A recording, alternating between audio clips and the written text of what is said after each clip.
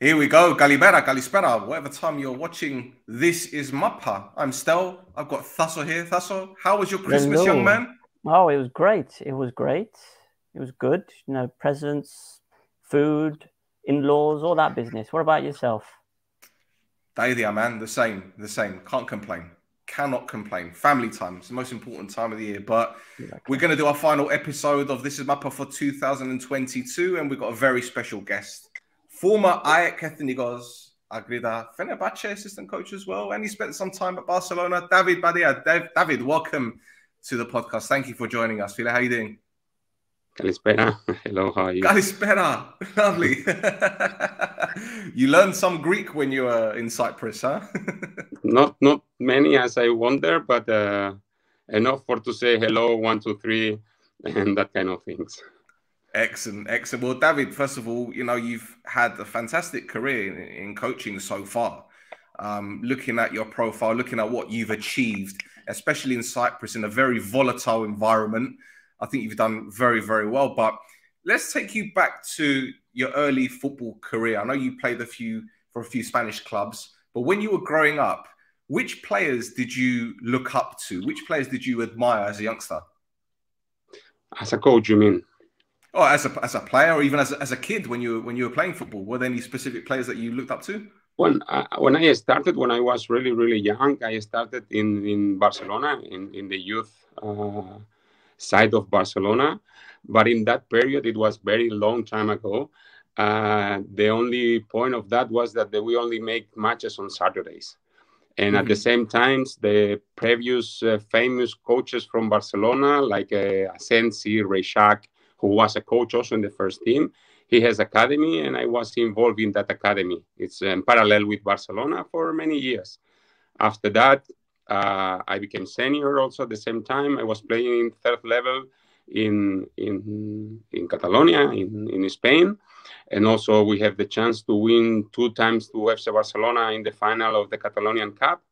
And after that, my video, because in that period was not any kind of software to scout players. It was just a videos that you can send to the scouters or something like this. And finally arrived one of that videos to Austria in the Bundesliga.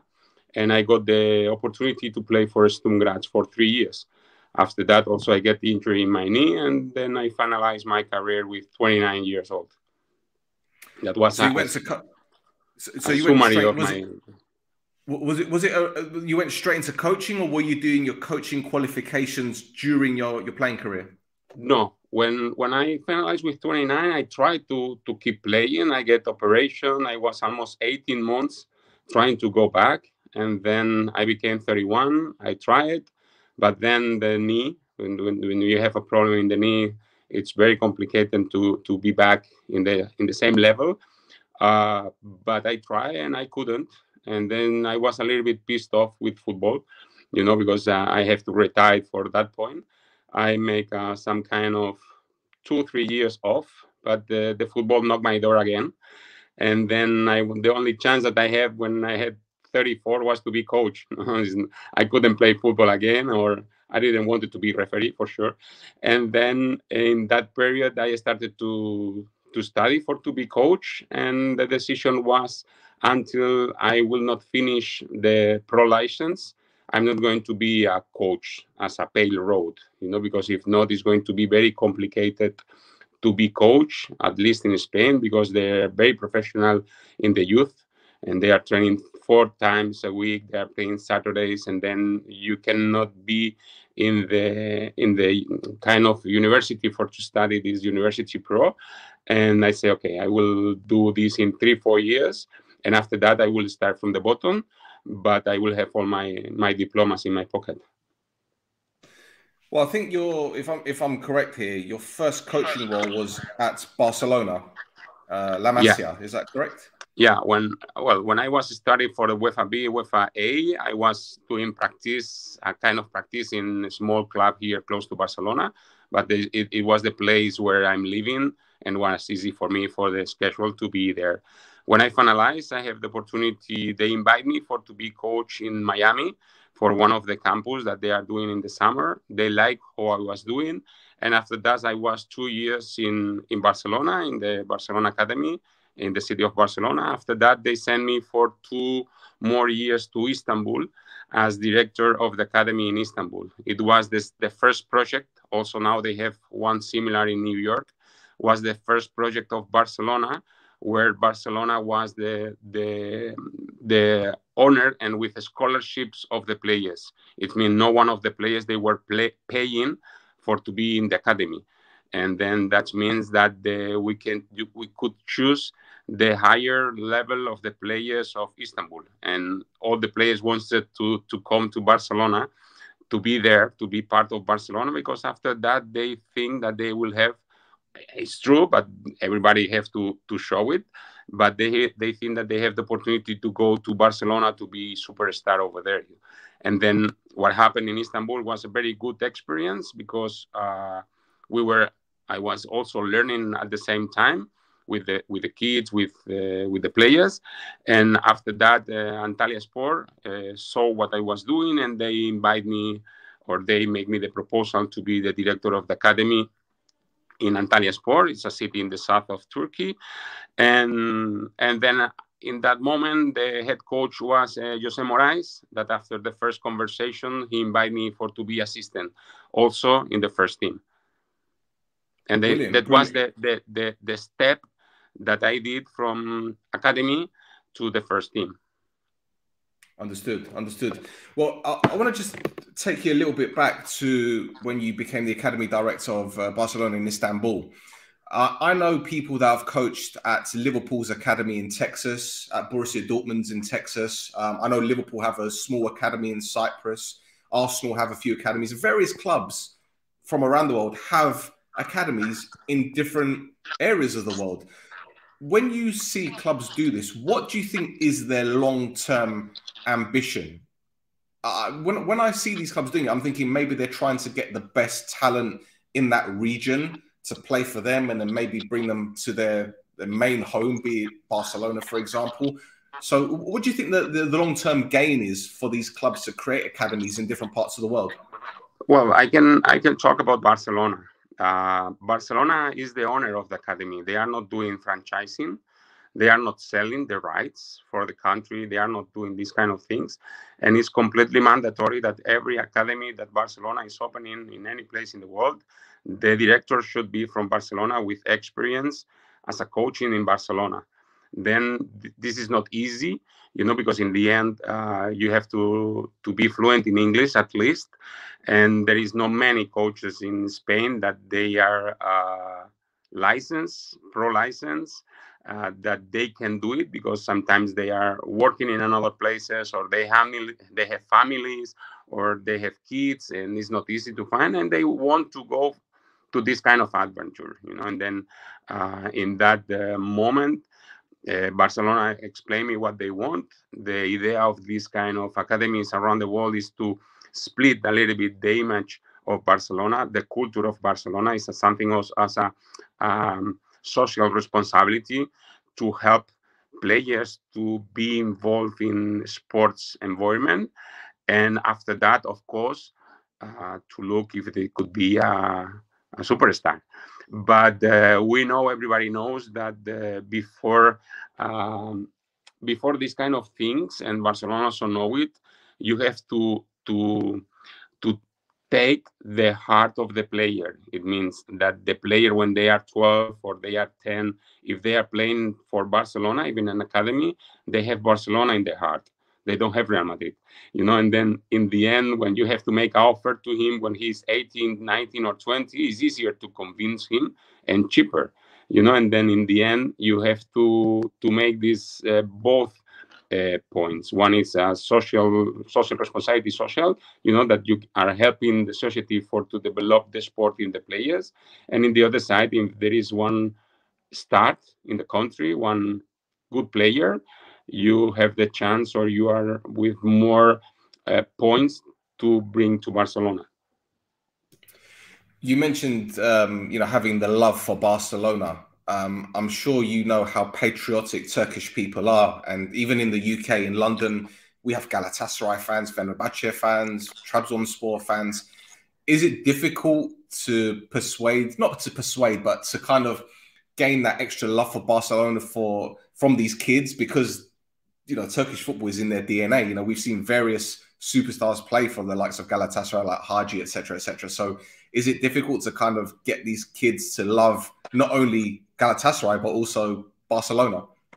Well, in fact, there is a competence because also Galatasaray, Fenerbahce, Besiktas, they have many academies around the country, but our academy was completely different. The kind of exercises, the kind of and the punctuality, the values of the players, the balls, the referees, the number of players per group.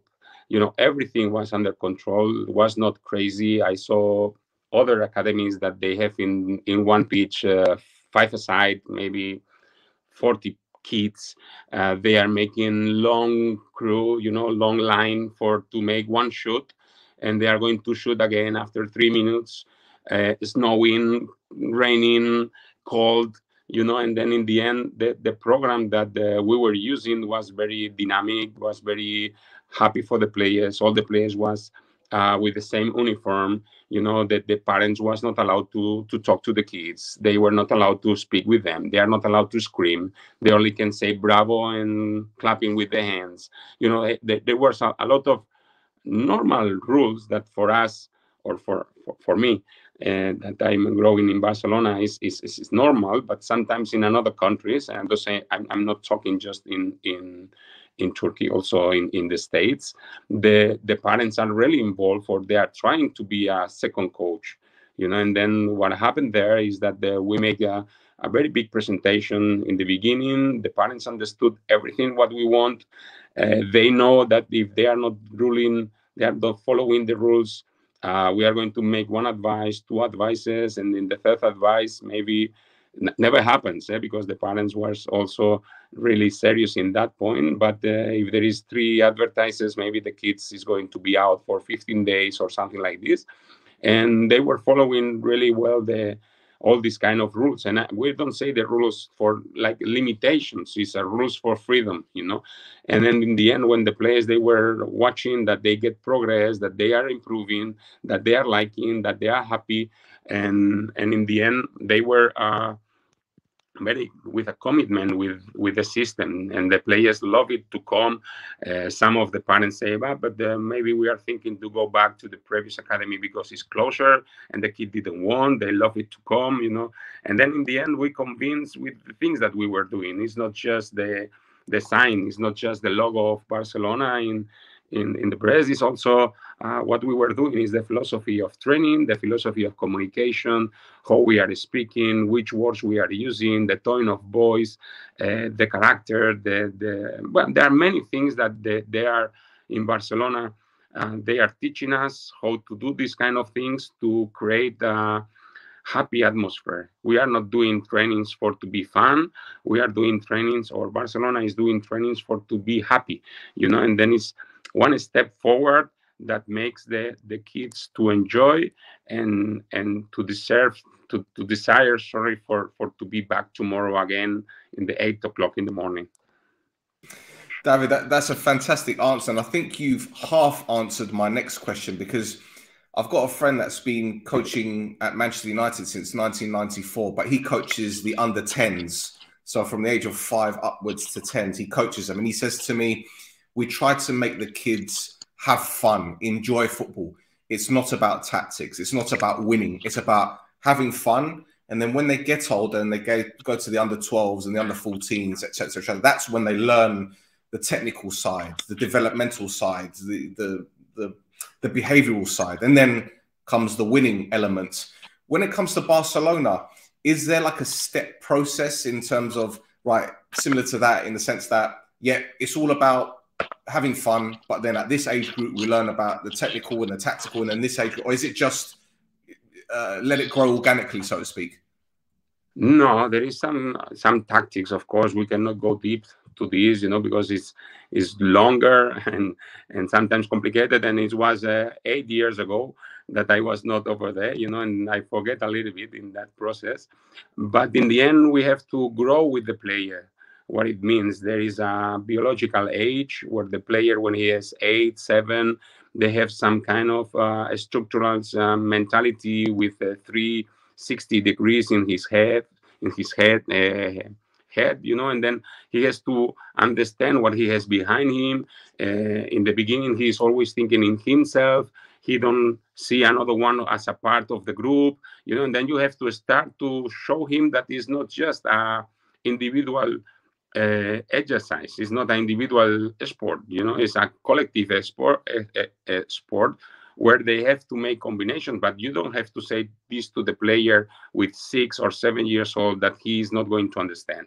And then we can explain to them or try to teach them things that he is ready for to catch. I mean, you can make individual actions 1 against 1, 2 against 1, but when you start to make complications like rondo, possessions, these kind of things, the players are not happy, because in the end, when you are making many players in one training session under 10 and they have 5 minutes and they don't touch the ball, his head is not there. You know, his mentality is not there. He start to look outside. He start to make a jump. He start to do things that, because he's worried. You know, he has to have interaction with the ball. He has to feel, and then you have to make exercises where the kids, they are going to make a lot of interaction with the football. Because of course, in a professional way, in 90 minutes, one player is touching the ball maybe 2.5, 3 minutes. That means that 87 minutes, it's watching the match, You know, it's not with the ball, you know, and then in the end, when you play football, you don't play ball, you play tactic, you know, and then in the end, of course, the time that you have the ball is the most important one. But what I mean is that we analyze what with things or with kind of exercises the player is ready to understand and to enjoy, you know, and then that was the exercises. The complication was limited. For example, when they are 8 years old, we never work nothing defensively, nothing, not any one special word about defense or how. Of course, sometimes don't be there, be between the ball and the goal, these kind of things, of course, you know, but not making the line or make high pressing, or one is jumping and the other one is closing the line passes. These kind of things that the players don't understand, they don't want to understand, and they want to play, they want to run, they want to shoot, they want to score, you know, and this is the things that we try to provide in this kind of years. Absolutely brilliant. Absolutely brilliant answer. Incredible. Wow. Sorry, my next question is regarding your time in ANTALYASPOR. And if my research is correct, you were part of the coaching staff when Samuel Eto'O was there. Is that correct? Yes. One of my favorite all-time players, one of the greatest African footballers ever. What was he like as a person, as a player? What can you tell us about Samuel Eto'O? Also was Nasri there, was Samuel Nasri. Yeah, the Joro from Arsenal. Menes Swiss defender. For Milan. Was Van Koy from Rome. Well, it was a place that they were playing in Premier League previously. Was an amazing team. Eto'O was fantastic. He helped me a lot. Of course, we came both from the same club, from Barcelona. We speak in Spanish for sure. He understood that was when I took the team, because I was the first coach for a short period over there. He helped me. He explained me everything about what is better for to do in this moment, in that moment. We make many conversations. I listen a lot from him, because of course he has a big reputation. He has a big knowledge about football. I was starting, and I need somebody like this as a captain of the team together, you know, because if not, it's going to be very complicated for me in such an environment to be success, you know. And I think in the end, I was success, or we were success in the period that I was there. So if you look at his career in general, you look at the fantastic goal he scored for Barcelona in the Champions League final against Arsenal, but I could go on and on about all the goals that he scored. He kind of ended his Barcelona career round about the time when Guardiola came to prominence, and there was that phenomenal Barcelona team with obviously Messi and Piqué and etc. How important do you think Eto'O's influence was on the younger generation, the younger players coming through that Barcelona team? He was a mirror for everybody there. He was a player that he always gave 300 or 200% in every match. Sometimes with more luck, sometimes with less luck, you know, but he always was trying to do his best. He was a killer. He was very fast. He was very commitment with the team in all the aspects. Of course, he's a big star, and he has also his small details, you know, as a big star player. But I think that he was very important for all the players that they were playing forward, because he's one of the reference number 9 in the world for me, you know, because he has almost everything. He was good with foot. He was good running. He was running incredible in the space. He can make a good control. He can progress, protect the ball with his back. He has this past forwards, you know, within a modern football. And it was something that I really love from him. And also, was Leonardo there at the time when you were there? Yeah, Leonardo came between 2 coaches. In this period, I was 10 days before Leonardo he arrived. I was as a head coach of the team.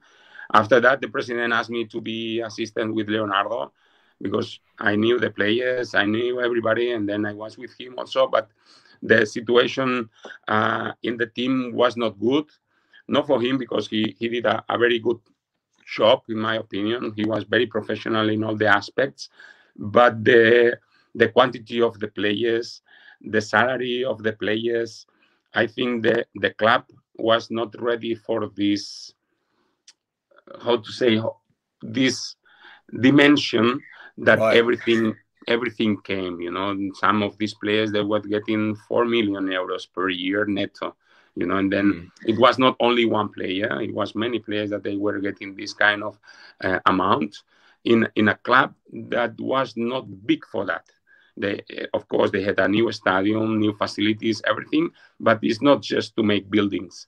You have to have more things inside and slowly be growing. The people who was working in the club, they make a lot of hours. They were trying to make many things, you know. But when you are growing something like this, you have, in my opinion, you have to grow all the aspects at the same time. It's not just the players, it's also the facilities, it's also the culture, it's also the fans' expectations, you know, because the fans' expectations was to be in the league, in the first division, in Super League, and after that, they wanted to win the league, and they wanted to win the Barcelona in the final of the Champions League, you know. And then when you make 1-1 against a normal team in Turkey, they start to whistle, they start to press, you know, they start to do these kind of things, you know. And then in the end, you have to make a progression in all the aspects. You cannot jump from 2 to 9 and everybody wants to be 11, you know. And then in the end, it was a lot of pressing from media, from fans, from opponents, from referees, from everybody. And in the end, the president also left the club, you know, he left. And in that moment, Leonardo said, I don't want to be here also with this new situation that is different from the situation that I came before, you know. And he left. And then in that moment, I took the team again. The thing is, you mentioned the pressure from the media and the press and the supporters. You then went to Fenerbahce, which is one of the biggest clubs in Turkey. The biggest. The biggest. And you know, you had players like Skirtle, Moses, Ayew, Soldado was there, if I'm not mistaken. But Philip COCU was in charge. Now, this is a guy who we know spent time in the Netherlands for various clubs. He spent time in England afterwards at Derby County. But in Turkey, it's almost as if I don't know whether it didn't work because he was too progressive for the league, or maybe his hands were tied for various situations. I don't know. But how did you experience FENER when you were out there? Well, I have a very good experience with FENER. The sportive director was Demian Comolli in that period. I'm sure that you know him very well. He was at Liverpool, I think. Liverpool and also in Tottenham. and well, in Monaco before, and Saint Etienne, I think. He was amazing. I have a very good relation with him. He is in Toulouse right now as a president. He's very clever. He knows everything. He knows very well how to do the things. He has a very good methodology and organization for to do the things. And also COCU, for me, all the conversation that I have with him in the sportive committee of the club and these kind of things, he showed me that he knows very well how to do the things and how to coach, and then in the end it's the same, if the country, if the team, if the fans are ready for this kind of preparation, I think when one of the points that I try to do every time that I start in a new place is the adaptation for the new environment, and then the coach, it's very complicated, or for me, it's very complicated to be coach. If you are Guardiola or this kind of coaches, of course, has another kind of difficulties, but you choose wherever you want to go. But when you are a coach that you are starting, or I was starting in my period, you have to make a very good adaptation for every situation that you go, every country, to understand the culture, the religion, the traditions, the fans, everything, And then I remember once when I went to Fenerbahce, before I went to the stadium, and I was in the middle with the fans, and I was watching the fans. I was not watching the match, and I was understanding what they want. And when they start to scream, when they start to say bravo to the players, in which situations, and with this, you understand what the fans want to see, because you are selling them some show. They are going to the stadium to see a show. Of course, they want to win. Everybody wants to win, but nobody wants to win by a penalty in the last minute every match. They want to see something. After that you win, they want to see football. Which kind of football? There are many different kind of football. They are tiki-taka, they are bomba, they are running, they are pressing, they are waiting. There are many. And then you have to understand what the fans wants to see. And when then you understand and you give them, they will love you. If you can do it, if you have the players for to do that. But in the point of Fenerbahce, I remember perfectly, I see the Fenerbahce against Ajax, and they start to watch the match when the ball crossed the middle of the pitch. I mean, they didn't care what happened in their own pitch. They want to see what happened in the opponent pitch and go fast to the goal. They don't care if you make tiki-taka, 3 passes, if you switch the game, if you go to the other side, if you make 2 against 1, if you attract to the opponents. They don't care. They want to cross the ball in the middle of the pitch, and you go and try to score. If you do this 100 times and you score once, it's okay. They want to see the effort. They want to see the effort and the heart. Yeah. This is what they were waiting. And then, of course, after that, if you are a coach, in my opinion, not only in that club, in many others, you can start to try to convince to the fans to see other things also, but slowly. You cannot go in the first moment and to say, this is my style, this is my book, this is my mentality. If you don't like, go out. No, you are a driver of the bus. And then as a driver of the bus, you have to drive in the way. It's not the same that you are driving with 25 kids that they are screaming, or you are driving 65 people that they don't want that you brake and then you accelerate, and they want to be, they are not in a rush, and then in the end it's the same. When you are a coach, you are driving a club, you are driving a team, and you have to give them and to drive in the way that they are expecting that you drive. And this kind of adaptation for me is one of the most important points for us as a coach. Absolutely. And you then went to, was it Almeria? After, and it was with GUTI in charge. I'll tell you a funny story. I remember this was maybe 12 years ago. I went to Ibiza, and there's always an Ibiza story with me. I was on the beach, and I was with my cousin, and to my right, there was a former Tottenham player called David Bentley. He was sitting on the sunbed, just relaxing, and no one bothered him. But I looked further down, there was 15, 20, 30 people going crazy. GUTI was on the beach. And no one cared about the Premier League Tottenham player. They just cared about GUTI.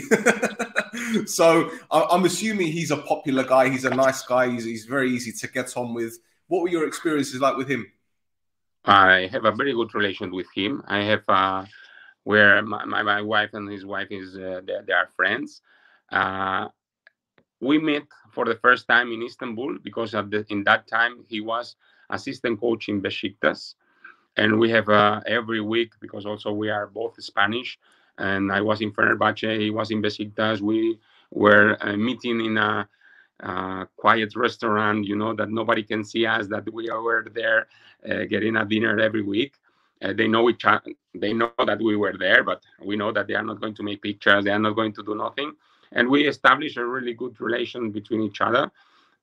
In that moment was the opportunity maybe for him to be the head coach in Besiktas. He offered me, or we talked, to be assistant with him. I say, of course, if it's happened, I'm going to come to you. And in that period, the situation was that he wanted to leave. He wanted to go back to Barcelona, to Spain. He's from Madrid. And he told me, David, if something happens, you would like to come to me? And I say, okay, it's good, it's nice, I will do also. And that happened. After a few months comes the opportunity to go to ALMERIA with the new owners. And was a good opportunity for both to go there. And we have this experience in ALMERIA. But he is a very clever guy. For me, is a genius as a player and as a coach. He's somebody who can change the match in 1 second with one decision. Nobody is expecting that decision. I tell to him 6 different ideas, and he say yes, yes, and he took the number 7, and he changed everything, And this is something that for me was amazing. He understood what happened in the match in the minute 1. He don't need to wait for 15 minutes to see what happened, and it's something that I try, and I think I learned from him many things. I think you are absolutely spot on with what you said about him knowing the pitch, and all you need to do is look at that assist to Benzema when they beat Deportivo 2-0, the back heel. Fuego. That's what I have to say. Everybody say the same to him, that I think he has another one before, because when we are making these kind of jokes, he say, I have another one better than this one. I think he do something like this to Zidane, I think, between some players.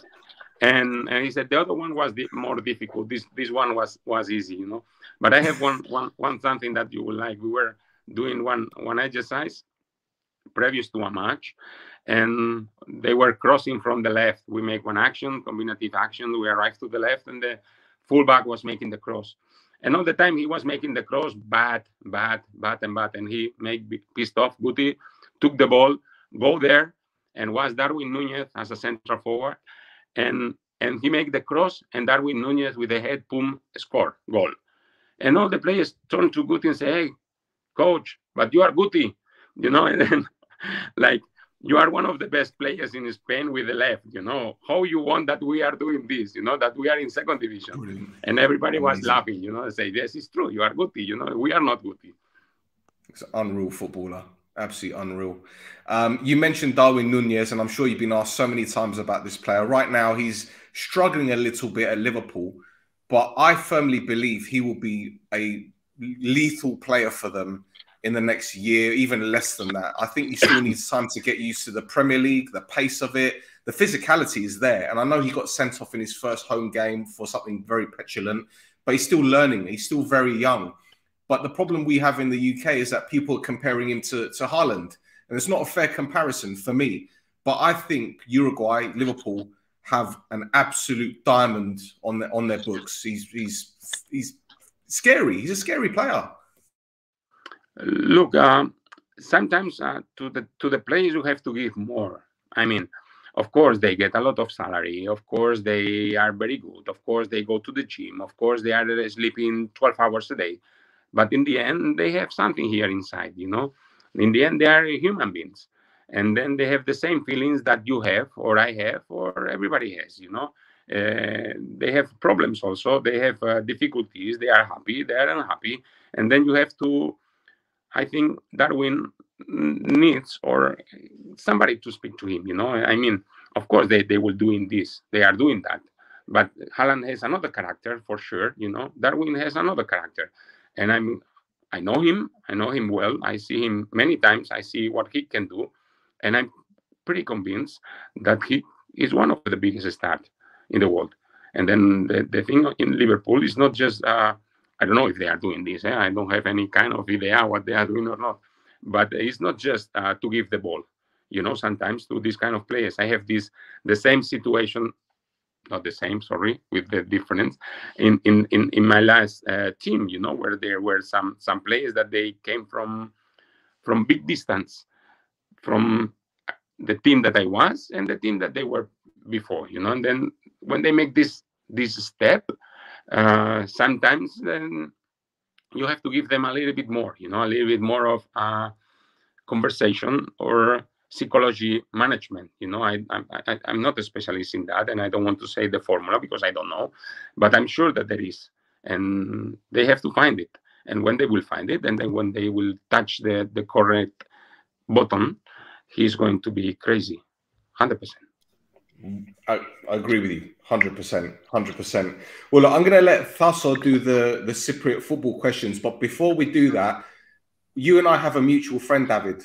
We have a mutual friend and a player that you coached at one of the clubs. The clue is in the mug that I'm holding, but he says you're the best coach he's ever had in his career. You're a big character, and he's only got positive things to say about you. I'll tell you who it is afterwards at the end of the show. But okay, because I will have to invite him to dinner. You know, I hope it's not going to be very expensive. you still talk to him. He's still in touch with you, but you coached him in Cyprus quite recently. Okay. So Tasso, I'll let you do this. I'll let you do this. Oh, yeah, okay. No. I mean that's fine. It's kind of. So we've gone through the career prior to Cyprus, and then we've got from Almeria to Ethnikos. Now between the two, you have there's a gap of about a year, or it looks like a year anyway. So the first question we kind of have on that side of things is that. In that gap, were you looking for the right opportunity, and what made Ethnikos action as that right opportunity for you? The point was that when I finalized in Almeria was the COVID period. In that moment, was very complicated to travel anywhere, to make any kind of conversations, to visit Belgium, to go to Switzerland, to go to Turkey, to go to any place. It was very complicated. To get the permit, to find the airplane, it was horrible. You know, in that moment, I went to Brazil, to Belgium. I went to Switzerland. I went to Turkey. I spoke with the agents. I was in Denmark, but in the end, the clubs, they were afraid to change anything. You know, because. The new coach, maybe he's with COVID or without COVID, or maybe they are going to stop the league, and maybe we are going to pay money for this coach to send out, and then we have to pay the new one, and they are going to stop the league. And then everybody was very afraid to do any kind of change. This is what the point that I was feeling in that moment. I get some opportunities to go some places, but I was not convinced to make my first step. I knew that I wanted to be head coach. I wanted to make this step. I think that I was ready for that I had a good pedigree. You know, I have a good experience with good names, with GUTI, with Leonardo, with Moraes, with COCU, with Comoli. You know, I have a good in Barcelona, in Fenerbahce, in Almeria, you know, in a good leagues. And I wanted to use this to go in a good place. Then comes the opportunity to go to Ethnikos. Ethnikos was in Cyprus League. I didn't know anything about Ethnikos before somebody told me about this option.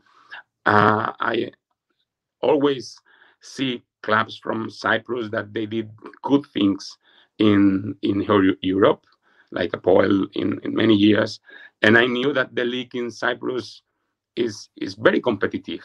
It's a small country, it's competitive, it's good stadiums, good pitches, and I say, okay, now is the chance to do it. It was in December. If I don't get this opportunity, maybe I have to wait until June.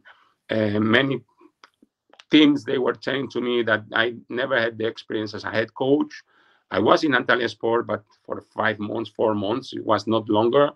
And then they say, okay, when in Ethnikos was my first time that I signed a coach as a head coach. Before it was second coach, and then this point was this step.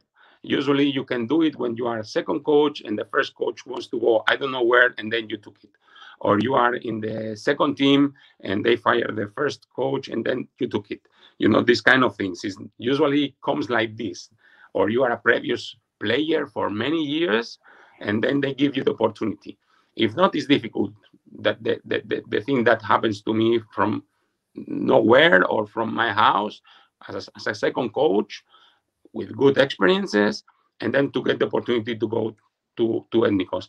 I watched some of the matches of Ethnikos before I arrived, and I think there are many things to improve. We can change many things, and I tried it. I took the luggage and I fly to Larnaca in 4 days. Okay, yeah. So I mean, you kind of answered my next question a little bit. Was that the kind of the research that you did behind the Brodathlimae and Achna in general, or even kind of the island, because Cyprus isn't very well known kind of in Western Europe as a place other than a tourist destination.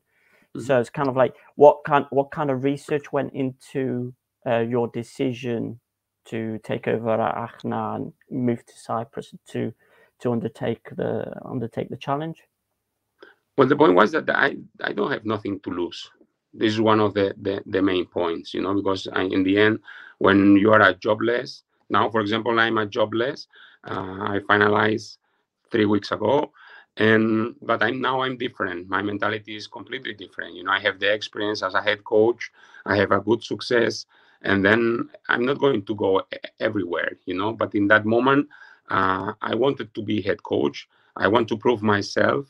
I wanted to get this opportunity also. They were looking for a coach with Spanish or European mentality, with this kind of methodology and with this kind of focus. And I understood that it's going to be a good also window shop for me, that if I do something special, if I change the dynamic of the team, if I change the system, if I change the model of to playing, and if everybody can see this, even if we cannot get the objective or the target that was to not relegation, maybe I can do something good for the club, to leave them this kind of mentality inside. And this was my mentality, was my thoughts about this, and for that reason I accepted. It's something that was almost 1 year without job, a COVID period, difficulties, good island, good weather, good city, not very far away from Spain, English speaking, where I can speak English directly with all the players, first division. Was perfect, in that moment. The thing is that, of course, if they were second in the table, in the classification, they are not going to call me, they are going to call me if they have problems. And then I understood this. I saw several matches before to go there. I understood the players that they have. And then I say, okay, let's go. The window market was open in 1 month. It's something that we can change. I spoke that, of course, we have to do some of the changes. They accepted, and I went. Okay, so that leads on great to what I had written down next. So you arrive at a place like Achna or Akritas, and the transfer window opens. There's some players and some positions that you need to fill, and the club is talking to some players to bring into the team. Now, so the first part of the question is: are you involved in that discussion of bringing those players in? And the second one is how do you convince a player who maybe doesn't know the Cypriot league very well to join a team like ACNA or Akritas, that that they will struggle in the league, let's say? When I arrived to ACNA, the first thing that I say is that we are going to completely change the game style. I never say it's not allowed to make long passes, but I don't like, and then when you have, or my mentality or my idea is when you have players, it's easier to play short than to play long. It's not so easy to make a long pass. It's easier to make a pass of 10 meters for everybody, even for my son that he has 5 years. And then it's to convince to the players and to show how to do these kind of things. After that, after 1-2 weeks, they start to understood the exercises that we were doing was perfect to develop this kind of style. And we have very good matches, some wins, and with good actions. And this was a very good portfolio to show to the players that we want to bring. Of course, the profile of the players that we brought in that moment, we only can bring 4 players in the window transfer in Cyprus. 3 of them, they were already in the league. Just only one who came from Poland on loan. He was the only one that he didn't know about the situation of the country. And this is the one who has more difficulties in the end to adapt to the system. But Duris or Matsurek or Abraham, they knew the league, completely knew the league. And they know that they saw what ACNA was doing before, and they saw what ACNA was doing after me. And also I think that the comments in media, the comments of the opponent coaches, they were positive in the things that we were trying to do, because in the end, if I have to lose, I prefer to lose playing football, because in the end, you have something to say, okay, we were unlucky, but if you don't play football, you even cannot say that you are unlucky, that you are a bad team, and then it's something that is easier to win a match playing well, than not to win a match playing something that you don't know to do. No, David, I'm an Omonia fan. That's my team. And I'm not going to lie to you. Every time we played against a David Badia team, I said, I don't want to play this team. They always give us problems. Always. You beat us 2-0 when Duris scored. I just couldn't. I didn't like it. I didn't like playing against a David Badia team. I didn't like playing against a David Català team. So what is going on? We can't beat these teams. It's the Davids. It's the Davids. It's the David name, I think. It's the Davids. It's the Davids. But it's David against Goliath. Exactly. We know what happened in that story. Yeah. But you know what? I was in Cyprus for the cup final, Ethnikos against Omonia, and I know you weren't their head coach at the time. Yes, I was. But again, I was there. So yeah, I was in the tribune. Sorry. Yeah, that's right. Oh, I didn't see you. I didn't see you. But that Ethnikos team, even when you were in charge, obviously Duris was there, Zakpa, Ilya, who's now at Apoel, Adonis, the centre back, who's now at Salamina, that's doing very, very well. I've noticed loan from Apollon, eh? Yes, that's right. That's right. Yeah, that's right.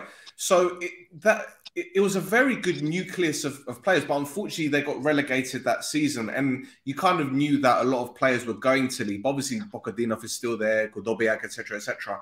But in terms of the youth structure, or maybe just the philosophy of Ethnikos, as you know, they're a small team. They're at the Dasagi, and it's just Ethnikos, as some people say, but they were a very good unit, and I think you kind of knitted them together to make a very good team, which then went on to get to the cup final. Yeah, the point is that it's Ethnikos was a small team. It's a small team with one characteristic that I love. This it's family team with daughters in the team. I mean, the president has daughter, don't have son, and then the approach of the daughters the parent and with the wife and how they are managing, it's familiar, you know. They are not looking for someone who wants to be in front of other ones, you know. Everybody is together, everybody is happy, everybody is in the stands clapping for the team, being positive. This was something that I was loving the club. I will love always Ethnikos. I have always in my heart for that point, you know, because in the end, I always felt in that they were with me, you know, that they enjoy, that they feel that every match we can win, or we are going to try to win. You know, it's not that let's try to lose 1-0. You know, it's not this point. You know, of course we lost against many teams also, but we won against Omonia or other teams. You know, and playing good football. And I have in my CV many goals that we score with Ethnikos, with good circulation of the balls, with very many tactical movements. The players, when I was speaking in the dressing room, they were listening to me, that everything that I was saying, they tried to do. We made the comparisons with the videos that I say and what happened after in the match. And then when you start to show to the players that when you say before 90% happens in the match, they start to trust in you. But you have to do it. It's not just, look, I tell you that. No, you show. You say, look the spaces, look how they press. We are going to go out from the goalkeeper in that way. It's going to be better for us. Let's going to do this, that. I don't want to be specific in what, but let's do it this, that. And when we were doing in the match, it happened and we get success. And then next training day, you put the video and you show them, look, guys, you did it. I just say the idea, but you produced the goal. You know, I just say, let's go to this restaurant, but in the end you eat it and you enjoy. And this is for me something very important. And this is, they are kids. We are kids. I'm the biggest kid. This is football. This is one sport. It's not a job. You get money, of course, but you go there because you like it. Who likes to go and to be tired and to broke your knee and to broke one muscle and to fight and to run for 90 minutes that you are dead? You don't know the feelings that you have when you finish one match and next day you cannot play with your son, or you cannot go out for a drink with your friends because you have a match, and you lose a lot of things when you are a football player. The people only see these 90 minutes and they score and they make celebrations, but there are many other things behind that you don't realize what happened in a football player. And then it means that this is something that you love it a lot. You love so much. There is not many people who is ready for this. Everybody wants to be rich. Everybody wants to be famous. Everybody wants to go to a supermarket and everybody say hello to you.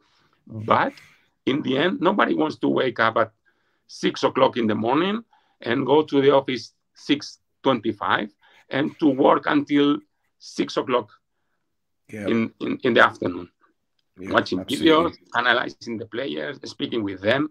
And then in the end, this is a big sacrifice. And then if you are not doing something special in the training session, in the match, and you don't convince them to enjoy and to be, I'm not going to say happy because they are not 5-year-old kids, but they have to enjoy and they have to go there and they have to drive with the car, going to the training to say, I want to train. I want to be, to do this exercise. It's not sometimes when I was a player, football player, I say, today it's Wednesday, we have to run 7 kilometers. We have to run 9 kilometers. I have to, and then you arrive there, comes the physio with the chrono and say, you have to make 3 laps in 1 minute. Or I don't know, you know? And you start to run, you know, and you arrive. I say, okay, now shower. Come on, what is this, football? Or what is this? You know, and then in the end, when the players understand that you are doing something special, that they see your car in the first position, that they leave and your car is there, and they come in the afternoon for make a massage and your car is there, and you make a video, special video for the player with his good things and with his bad things, and you don't lie him, they start to love you. And this for me is one of the best, or one of my, I never will lie to the player. If I think that he is not ready or he is not good player, I will tell him. And also in the same conversation, I will tell him how he can improve in my way, in my opinion. If he wants, I help him. If he doesn't want, or he goes, or I go. Brilliant. That's sorry, I kind of stole your thunder there, Philip. No. I mean, the big thing here was to discuss the motivation of players playing for a team like Ethnikos or Akritas, because especially the level of the players between, say, that part of the league and the top part of the league is quite a big jump. So, that whole conversation kind of went into the kind of stuff I wanted to talk about anyway. But I just wanted to just bring up some stats on just your period with ACNA. So you got ACNA 8 of the 13 points that they had in the first phase of the league, and you also got them 5 points in the relegation phase of the league, and you got them into the semi-finals of the cup. So this obviously what you were doing did wonders for them. Now, obviously, you then took the step to go to AEK. So, do you want to talk us through your decision process from leaving Ethnikos and joining AEK? Because it kind of happened. I mean, it looks like it happened very quickly. Well, the point is that I didn't know exactly if AEK wants me or they were looking to me or not.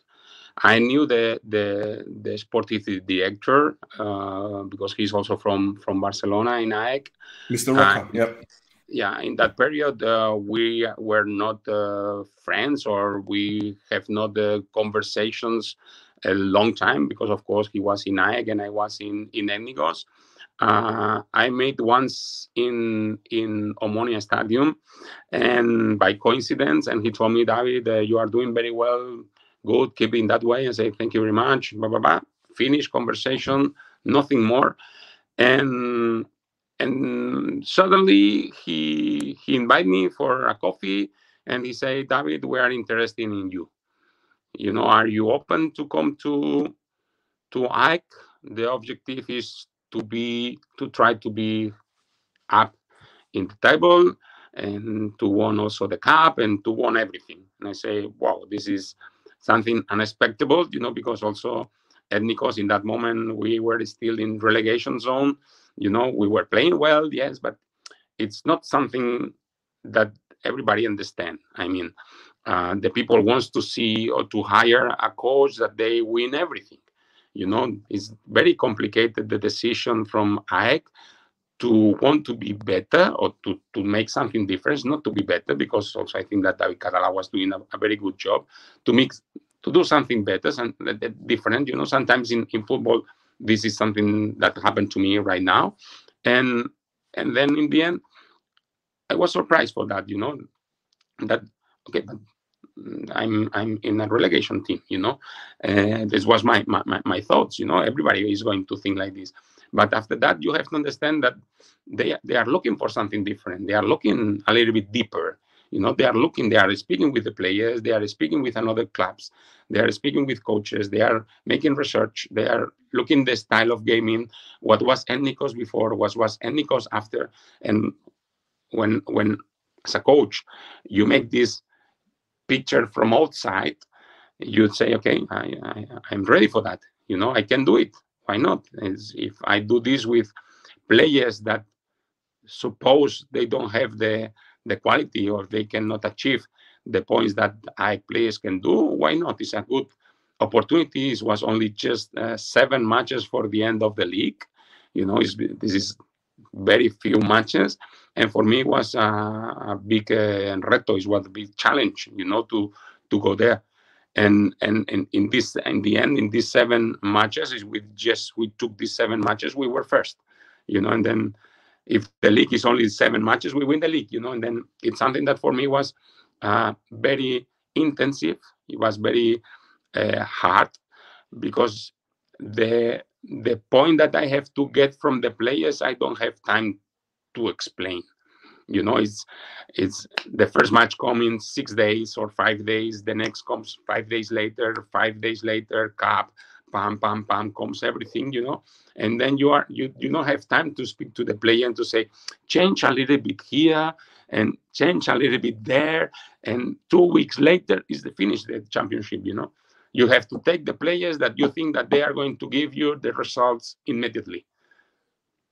And this was something that I learned a lot, you know, because the approach to the players was a little bit different than the approach that you are doing when you have longer period, even if the players are very good.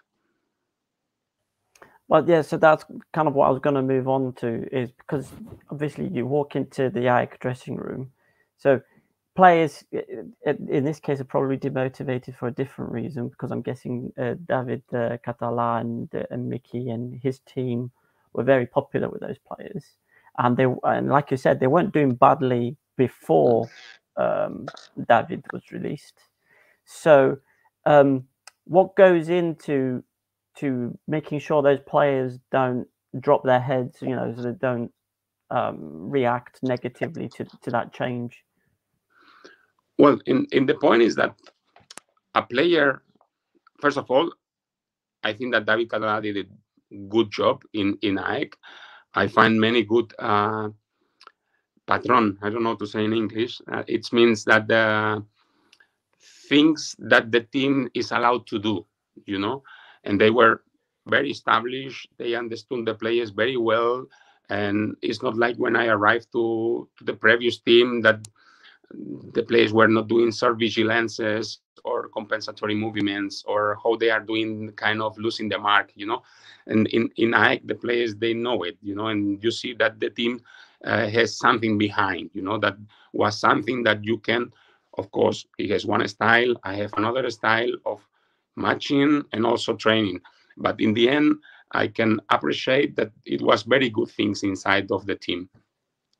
When I arrived, I make my presentation to the players, how I think that the team needs to do to make one thing different. I don't say better or bad, different to approach for the next 7 matches. What is the objective for the first match that I play in Paphos?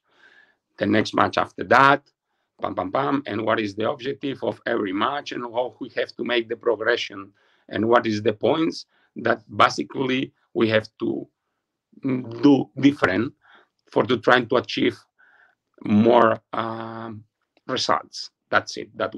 This is the point. And of course, sometimes when you change the coach in these situations, the players that they are not playing, they want to show that they want to play.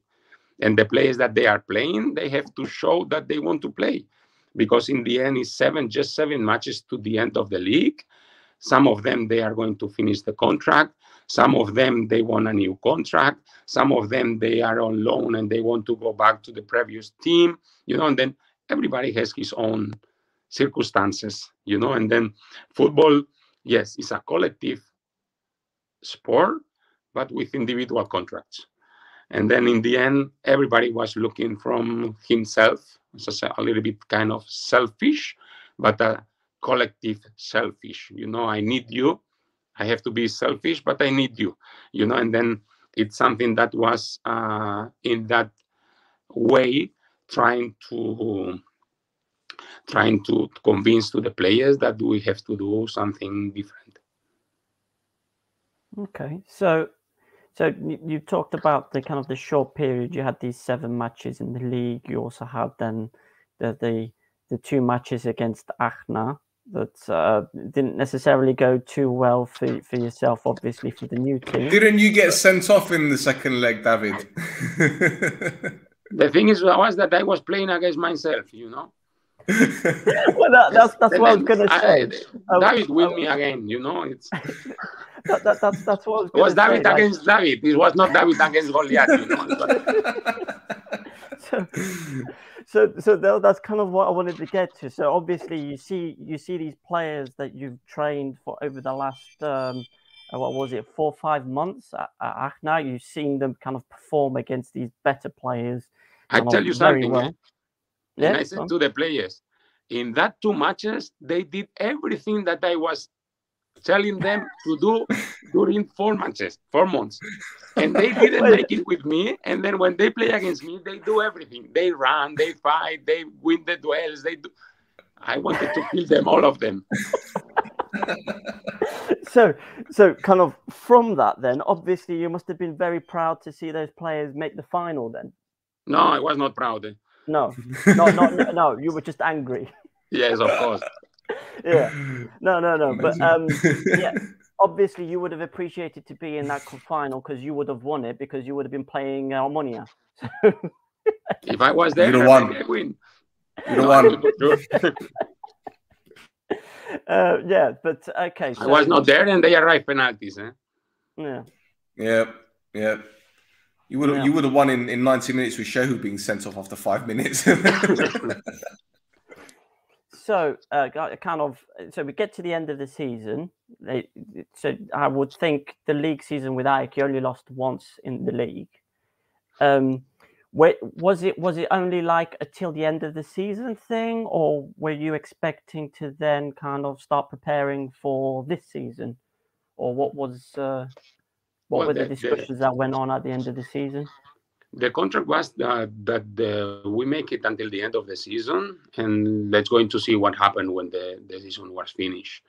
When the season was finished, I think that maybe being out with Ethnikos in the cup was very dramatic. Nobody was expecting, also me, of course, was expecting to lose this semi-final. But in the end, I think the result was bigger in the end of the season, because never AEK before played in Champions League. It was the first time in the history that AEK made this step forward. And maybe this success was the point that put me out of AEK, and then I spoke with Xavi Roca, the sportive director, who I have a very good relation with him, even today.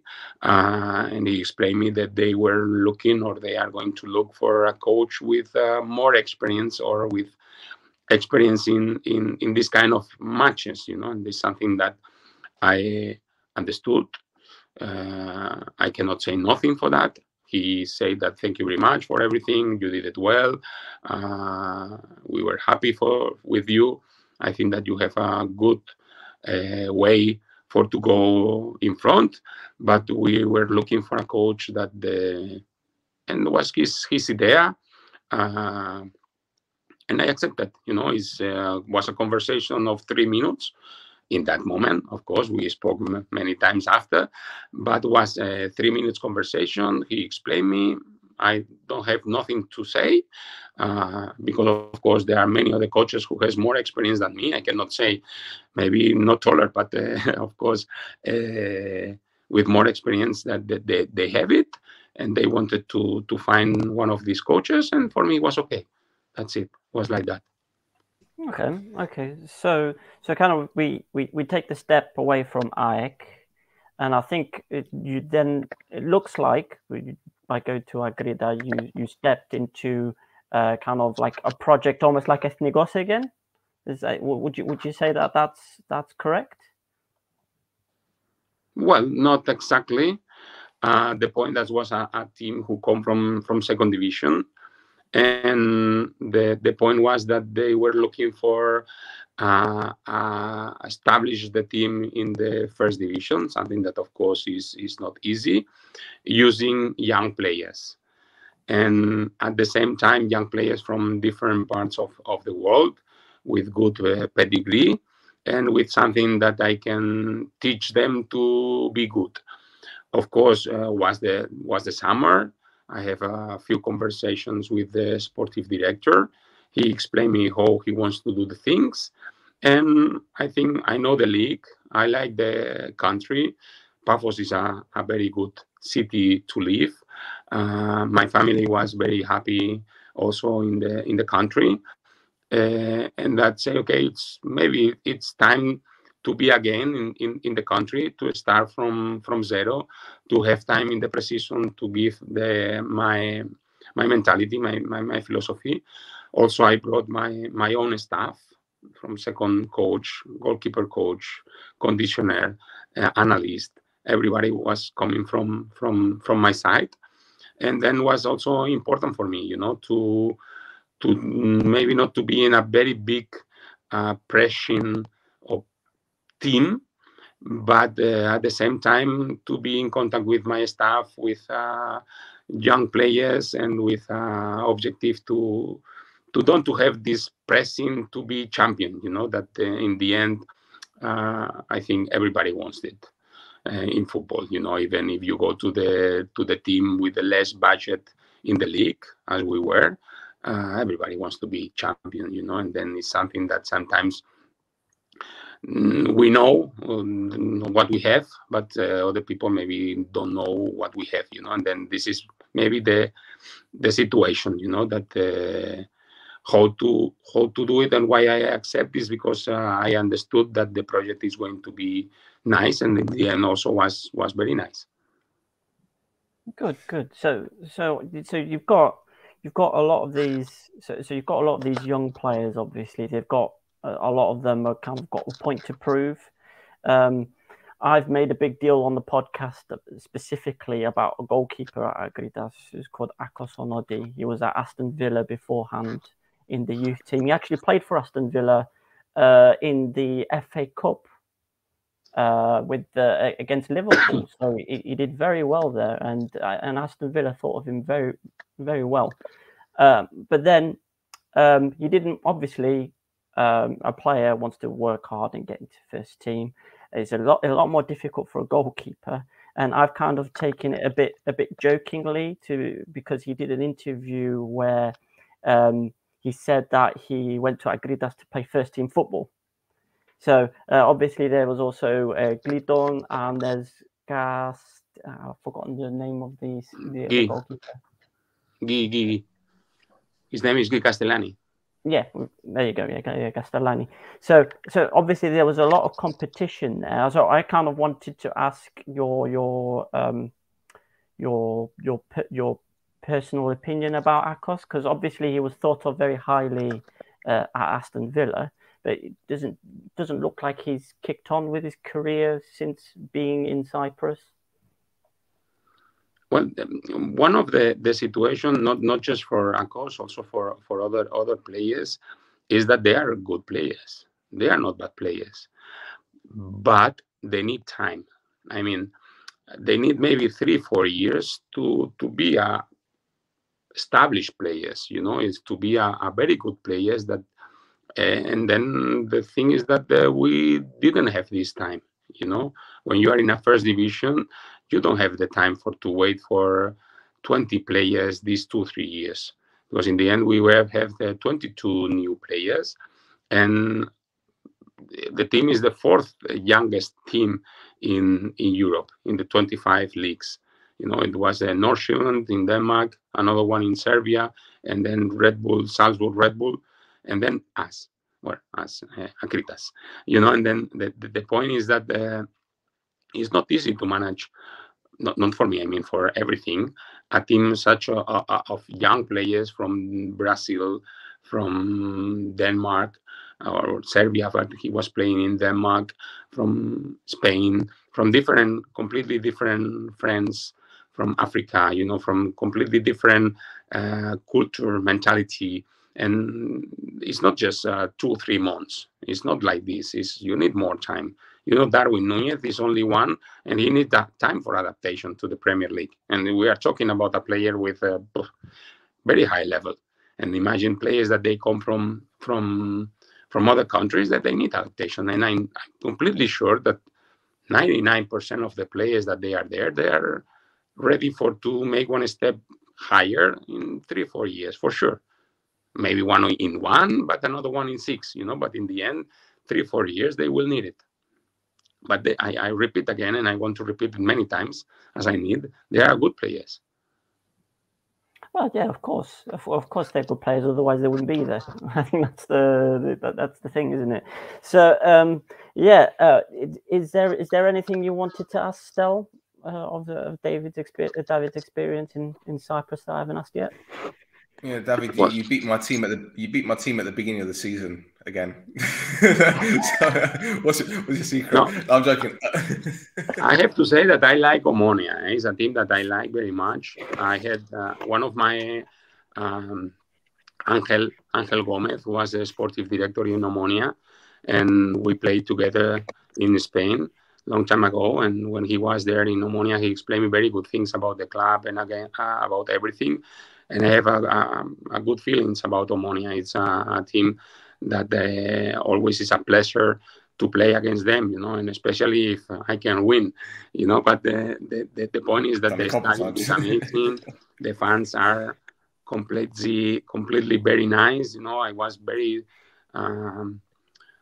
very surprised in the final of the cup how they were supporting the team. Almost all the stadium was green, and then it's something that I was very shocked. I like it how the fans are pushing for the team.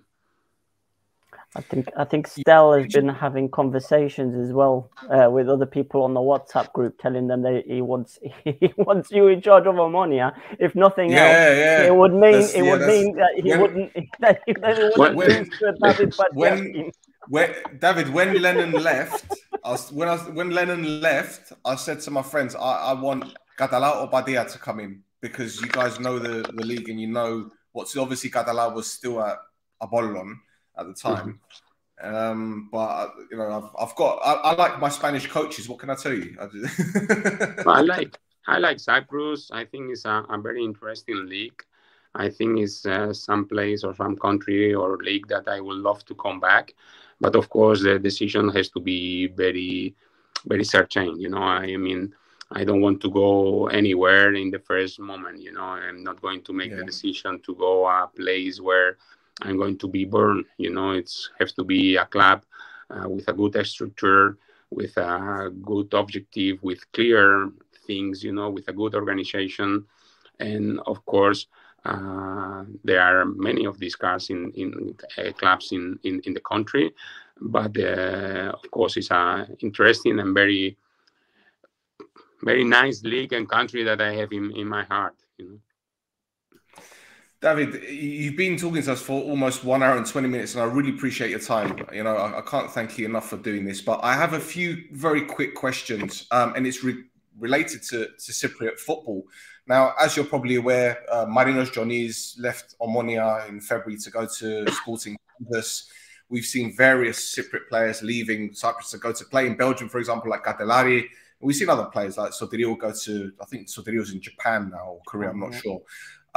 But in terms of the Cypriot youth football structure, do you see something there? Because I don't see us producing lots and lots of players. That's understandable because it's a small island. I get it. But when I see certain players breaking through Omonia's youth, like Loizu and Gaguli, and then you see Sacha, Abuel, Ilya obviously came through various, I think it was, I'm not sure if it was from Ethnikos or whatever, but do you see something there, like a core or a nucleus, where they're trying to nurture players and get them performing at a good level?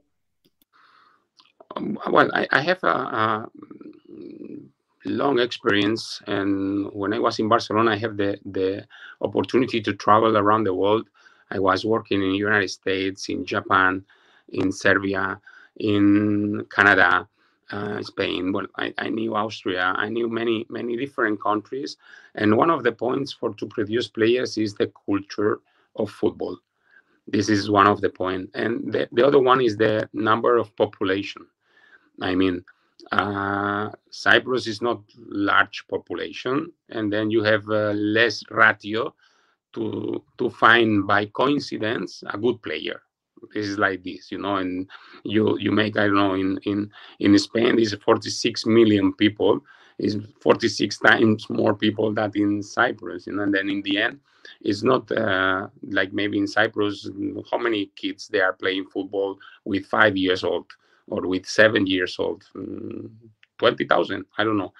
And maybe in Spain is 1 million, you know, because in the end, or not 1 million, but maybe 500,000, you know, and then in the end you have more chances by coincidence to have a very good player, more in Spain than in Cyprus, and also in United States, that this is 10 times Spain, you know. And then what I mean is that the culture, it's very important. And one of the points, and I'm not saying about Cyprus, is to be poor enough. I mean, you don't have to be very poor country, but you cannot be a rich country. I mean, if you want to produce, of course, there are exceptions. I'm not saying that in a rich country, a good player cannot come, because you will tell me, look, Alan, you know, but what I say is that the point is that the kids needs to be football player. I mean, they need something difficult to fight against this, you know, some kind of no, I'm not going to say trauma, but something that they understand that they have to fight more than normal to get this result. And then in the end, when you have this, you need competition. I mean, you need to have diversity. You know, you need to play matches in Barcelona. The players with 16, 17 years old, they already play against Real Madrid 5 times with 10,000 people in the stadium. They play against Schalke, they play against Paris Saint-Germain in youth league. They play a tournament, I don't know where, with Milan, with Parma, with many, Bayern Munich, with Liverpool, you know, with this kind of matches that makes the difference for the players, you know, these kind of experiences. When one player that they have from Barcelona with 20 years old, and he goes out in one stadium with 20,000 people, it's not a problem. I remember my first time that I played against 70,000 people, that I was like this, looking around and saying, what happened here, you know? How many people, you know? And my first 5 minutes, I didn't understand nothing in the match, you know? But this is something that you have to, it's not just to play with football. You have a big pressure from outside. And it's something that the players needs, that the kids needs to manage. And of course, in Cyprus, you need quality coaches in the youth to develop these players, you know, but not to wait for the coincidence to produce the player. And then it's something, of course, that the country, I think, he has a good league for the quantity of the population of the country, you know. Is the level, I don't know, right now is 21, but last year was 15 or 16 in the ranking of UEFA. And this is not normal, you know, with 1 million, 1.2 population, I don't know exactly, but this is not normal. And then in the end, it's something that the league is over the standard, you know, of the country. And then this is something very positive. This is something very interesting, and this is something that the country has to take it to produce these players that you want. Yeah, absolutely. Well, David, I've got one more question, and it goes back to the stability or instability of certain clubs. Now, I'll give you an example. ANTALYASPOR this season, ANTALYASPOR, one of the biggest clubs in Cyprus. We know their history, but they've had a sporting director. They had a new head coach at the beginning of the season. They sacked their head coach after 2 months. They sacked the sporting director. They brought in Munoz, who was at Watford. And obviously, there's a lot going on and off the pitch. The president is arguing with this one. The fans are throwing Molotov cocktails on the pitch. It's pandemonium. So it sounds strange, but this is kind of normal for Cyprus. You know, for us, when we're doing our podcasts, it's abnormal when there isn't news of crowd trouble or problems with presidents or players and all that kind of stuff. You can't run a successful club or a business if there's instability. So is this down to the culture, or is this down to perhaps people making decisions that don't understand football? What do you think? I mean, not just from your experience, but just as a whole. I think it's the message. Right. What is the message that you are giving to the people? You know, what you are expecting, what is your, because the point is that when I say to my wife, change, I will bring you to the best restaurant for a dinner, and I go to, I don't know, low cost restaurant, he will kill me, you know. And then maybe this is the problem, you know. Everybody is making promises that they are going to win the league, but there is only one team who is going to win the league. And then the fans or the followers, or they want to win the league, and then everybody's going to destroy the stadium if they don't win the league, because they say that they are going to win the league. But if you don't say that you are going to win the league, they don't want you, because the fans wants to listen that you say that you are going to win the league, you know. And then this is like a circle, you know, that they want that you say this and you say, and then they listen what you say and they expect what you know. And then the Cyprus League this year increased the level a lot. A lot. You know, teams like Paphos, like Aris, like they are high level. They are very high level, with amazing players, with a good reputation, with a good experience, fast technique, with commitment, running, pressing. And there are other teams that they have to change this. You know, they have to improve in this way and to give new resources and new ideas to be better, you know. And then the point is then how to change this instability is by the message. Look, okay, we make this, we have to change like this, and we have to improve in that way. And we are going to do it. And maybe this year is not going to be a success. I don't know if it's going to happen or not in this team. What did you say before? But sometimes it's like Barcelona, you know, like Barcelona has this problem 2 years ago, or 1.5, until Xavi came. And then everybody understood that there is a problem, financial problem, a sportive problem, and this is the way to change. Boom, boom, boom, boom. And this is the ruta. This is the way. We are going to follow like this. And in 1 year or 2 years or 3 years, we are going to be back, but not in 3 months, because it's impossible. It's impossible to change one club in 3 months. It's impossible 100%. Because you have the players, you have to pay the salaries. They want to get the salaries, of course, because when you go to a team, and the people have to understand this point, when you go to one team, you say no to another one. And then you want to be in this team. If they don't want you, why you have to go? You say no before. And you say yes to this point. And you travel with your family, you change the country, you miss the opportunity to go to another place that maybe you are going to be better or worse. You don't know.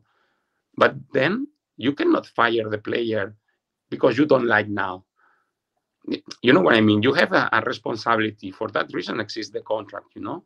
And it's like as a player, as a coach, if you sign a contract with one team for 3 years, you cannot say 6 months now, Bayern Munich wants, I want to leave. No. Yep. You know, and then nobody say, it's the same, you know, and then it's not easy to change this atmosphere. But for me, the biggest or the most important point is the message. How strict you say the message and how convinced you are in the message. And the message has to be true. Of course, some people, they will not like, some people will understand, and some people will not understand never. But the point is that this message will be true.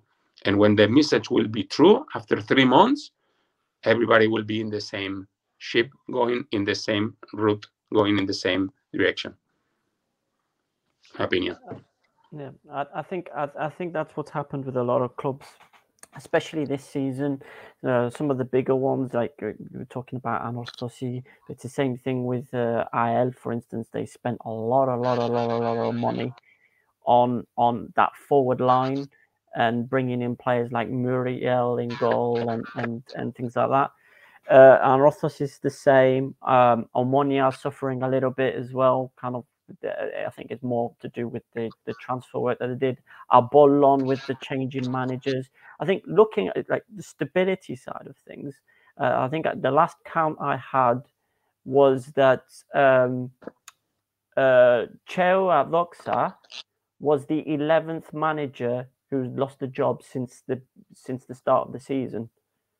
So there's 11 managers, and the league is only 14 teams.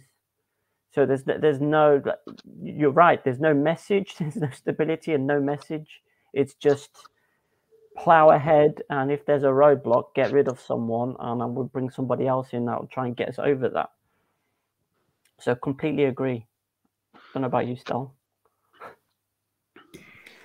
It's like a merry-go-round, you know? That's what it's like. And it's no coincidence that the teams that have more stability or the most stability are at the top. It's no coincidence. This is normal. And then when you have the passion to wait, it's better for the team. This is my opinion. But when you give more chances to the number 9, you have more chances that he will score the goal, you know, because he cannot score never, you know. And then in the end is you need the power to keep this pressing, you know. You need this.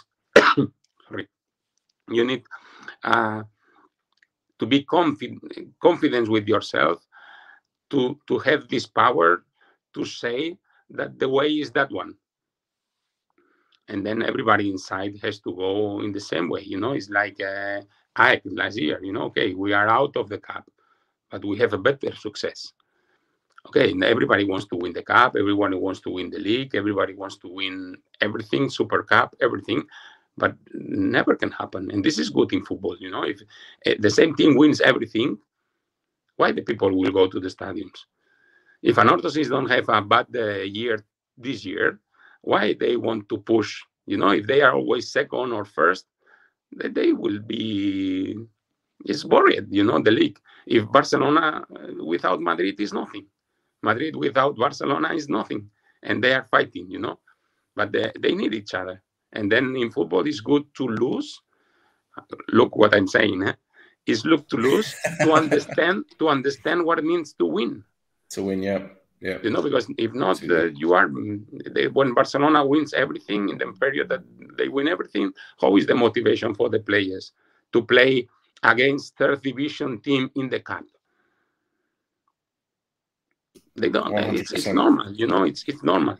It's happening in every circumstances in the job of everybody who is listen us.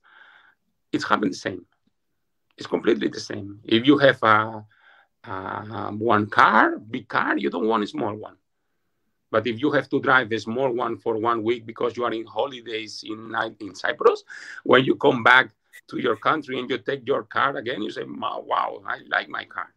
You know, but you have to, you need this feeling, you know? You need the feeling that you lose something to take another thing. And this is something that I like it. I don't say that I like to lose, but sometimes when you play against, to win against Omonia in the first match that we did in the league, I think it didn't help as much as I give 3 points, you know. But after this match, everybody was thinking that we are going to win the league, you know. And then it's something that is not true, you know. And sometimes it's better to lose the matches that you have to lose and to win the matches that you can win, you know. But this is football, and this is the special thing for football, and I love it. Absolutely. Well, David, thank you so much for your time. I'm going to wrap up the show, but don't leave just yet because I need to tell you which player we know. So, so thank you ever so much for joining us. Are you on social media or anything like that? So I don't know if you have a social media profile that you want to tell the viewers if they can follow you on, I don't know, Instagram or Twitter or anything like that, or are you a very calm guy? Look, I like social media. I have Instagram. It's Badia Zekier is my second surname. The second surname is not easy to spell, but I'm a little bit afraid in this point, you know, because of course I would like to show what I'm doing. I would like to show that what we can do, but it's a little bit arrogant for myself, you know. And sometimes I'm afraid to put these points, you know, to say, look how we scored the goal. Look, the Duris goal, you know. And then when I click the button, I put many times histories and wanted to push the button, but in the end I delayed, you know, because it's something that they say, I'm selling myself. And when you are in a club, you cannot put videos from another club. And when you are without a club, if you put these videos, it shows that you want, and then it's not. I have some points, and I will be more active in social media, but I'm using more Instagram than any other. Yeah. Well, to be honest, David, and I'm not just saying this, you've got such immense experience and you're a very progressive coach. And I like everything that you say, to be honest. It's a breath of fresh air because, look, in the UK, we have different kind of coaches that just kick and run, and we have a lot of progressive coaches, but for someone such as yourself that you've achieved so much in such a short coaching career is absolutely immense. So thank you again for joining us. Tasso, have you got anything else to say, Tasso? No, again, like not just kind of on the tactics side and on the coaching side, but kind of on the philosophical side as well. It's been great. Everything's been great. So thank you very much for your time.